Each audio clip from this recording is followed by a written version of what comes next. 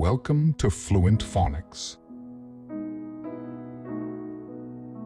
Today, we will focus on mastering the pronunciation of the word inactive. Inactive. Inactive. Inactive.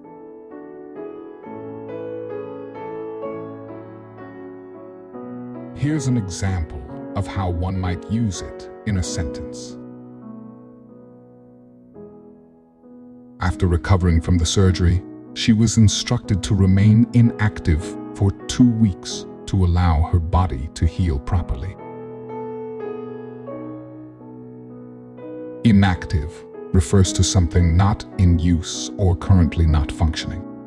It can also describe a person who is not physically or mentally engaged in activities.